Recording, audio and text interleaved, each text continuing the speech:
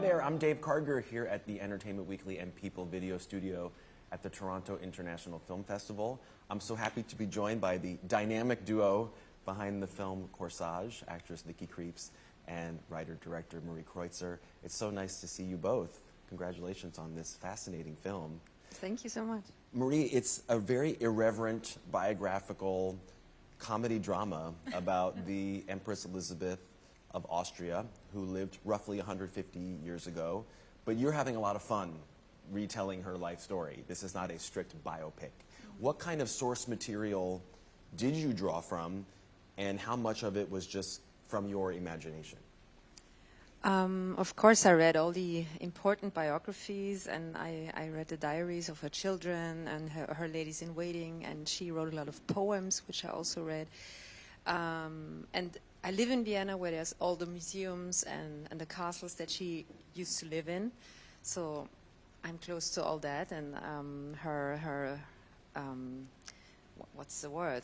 She's actually buried very close to my house too. Oh. So it's all really, I'm in there. But at a very early point during the research, I found out that there is not one correct story to tell anyway, because every biography is also has a lot to do with the writer and with the time it has been written.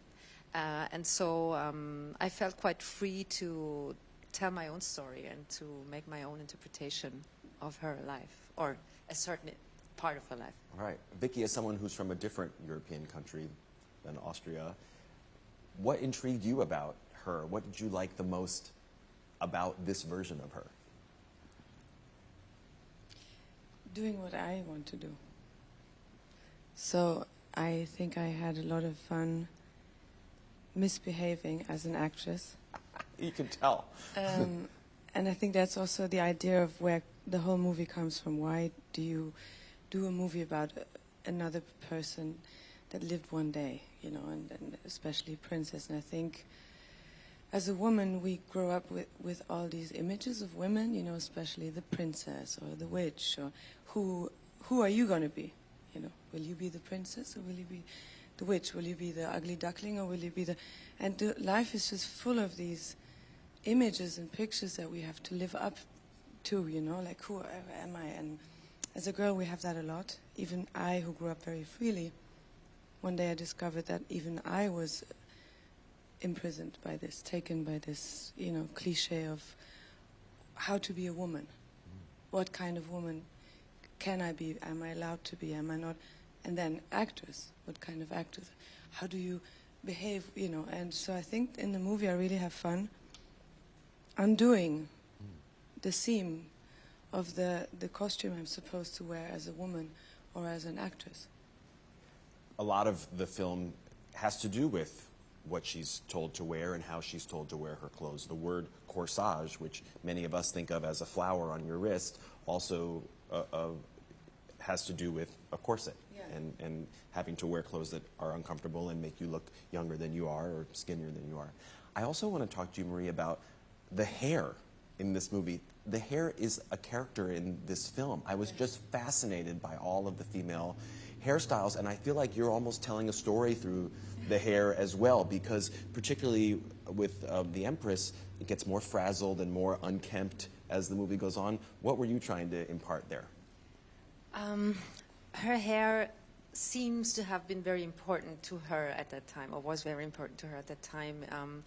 She had her own hairstylist who like invented her characteristic hairstyle, and everybody tried to copy that. Oh. So it was very important to her, and it's part of every story you hear about her. How many hours she spent having her hair dressed. So it was clear that it would play a big part, and I didn't want it to be too beautiful, too elegant. It was important for me that the hair would have its own character and would become more and more animal-like in a way, you know. Yeah. It was very well done. Now I don't know the word. Perruque? Very well done wigs, and it was really hard to get the good hair at that time due to COVID. Yeah. We got all the hair. a lot of All work the other went Sissi into movies were missing. Yeah. No, really. Wow. But we had makeup many artists wigs. around the globe were fighting for hair Yeah. at that time. Yeah. That's crazy. When I watch the film, Vicky, of course, I mean, I know that you're multilingual, and you put us Americans to shame because most people in the U.S. speak one language so-so. But I heard you speaking French in the film, English in the film, German in the film. Maybe you're also speaking Hungarian in the film. I am. Was there one of those languages that gave you any kind of difficulty? Yes. So Hungarian, I speak many languages, but Hungarian is, I don't know, a nightmare. It's so complicated. It's the most difficult language I ever tried to learn or speak. It's between, something about it is almost Turkish, and something is like Scandinavian, and something, and any person from Hungary will say it's true. It's a beautiful language, but it's very hard to learn. So, yeah, I had to take many lessons. It seemed very natural. So, I mean, obviously, your studying worked, as I if I'm fooled some you. expert. I think that's probably the real answer. Maria, I'm also so fascinated by some of the musical choices in the film. I think I heard a Chris Christopherson song being sung. There's a Rolling Stones song being sung in this movie that takes place in the late 19th century. It was fascinating. What was behind the decision to include that? The music was already part of the screenplay because I'm listening to a lot of music when writing, and I always have my playlists for every film. And so sometimes some songs that I listen to a lot while writing find their way into the script, which doesn't necessarily mean they will be in the film, of course. You still have to get the rights, and maybe you're making other decisions later in the process. But in this case, I wanted to keep some of the songs, and it was actually the first contemporary element. Now there are a lot of contemporary elements in the film, but in the script it was only the music, and it was the most asked questions during the financing of the film. How do you mean? Is it going to be like Sofia Coppola, or what is this meant to be with the modern music? So I had to come up with an idea of how to integrate the music into the film very early on, because I didn't want it to be like Sofia Coppola's film. Right. It's just, I like her films, but this one I don't like, so I didn't want to be compared to that film all the time. So I had to come up with something quite early, and this made me come to the idea that we would have different interpretations of the songs, interpretations that would kind of fit into the time of the film, so that you could think, could this song have already existed at that time? Maybe. Right. It's really fun to hear a Chris Christopherson song, not just on the soundtrack, but being sung by people. It's all live, and Right. there's no playback. All the songs are really performed live in the film, and that's also a very special thing, which normally doesn't happen. And it was some of the magical moments of the shoot when there was live music, of course. And Vicky, I noticed there are several moments in the film where the Empress is being painted or she's being filmed. You know, we're talking about early filmmaking cameras, largely by men. Men looking at her, men having their own gaze on her, their own view on her. What do you think Marie was trying to tell us with those kind of moments and those kind of scenes?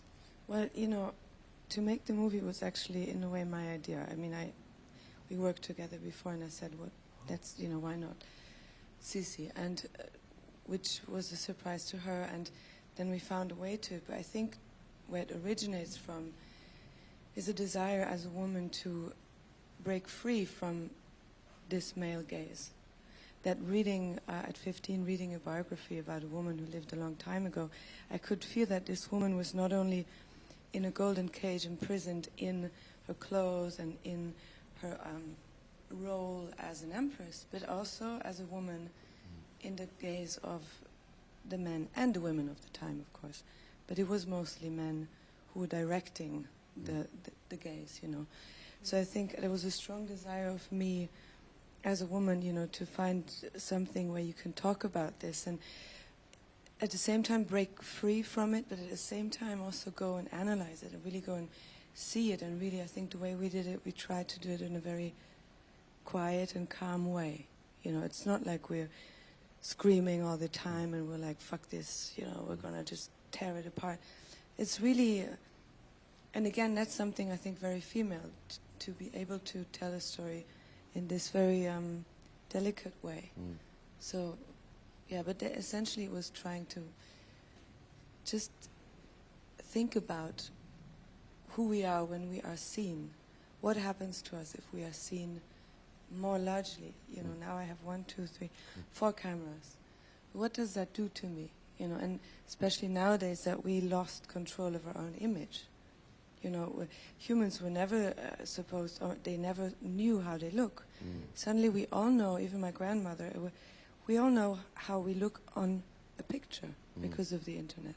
And I think it's changing us completely. And Sisi was the first, if you like, the first victim of celebrity culture. And that's also something the movie is showing, what happens to a human being when you are seen so much and how alone you get on the inside. Well, I feel like I got to know her in a really fascinating way, and you've liberated her in a really interesting way, too. Congratulations. The film is Corsage. It'll come out at the end of December, and congratulations on being here in Toronto. Marie and Nikki, thank you so much. Stick around. We're going to have more interviews here from Toronto on EW and People.